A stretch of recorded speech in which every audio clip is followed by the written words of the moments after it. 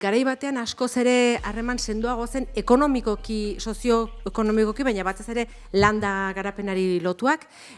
nekazaritzari lotuak, eta askoz ere atzerago, gibelerago jo ezkero kontrabandoa eta gerra garaian, eta handiko nuntza etorritakoak bizitzera, eta gerran iesian ibilitakoak, eta beraz, harremana izan da, baina bizimodu aldatzen deneinean ere, nekazaritzak ere behera egin du beste modu batean ditugu orain bizi moduak eta harreman hori ahultzen joan da, behar bada horrela esan genezake, eta beraz berreskuratu nahi dugu, hortxe ondoan ditugulako azkenean, ez? Ordu erdiren buruan,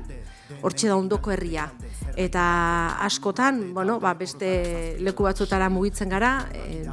bide luzeagoak eta eginez, eta ordu erdien buruan dugun herria, behar bada ez diogu igual hainbesteko segiderik eman, eta orain hortaz genion berreskuratu nahi genukela, izan baden, edo izan den harreman horri euste aldera berriz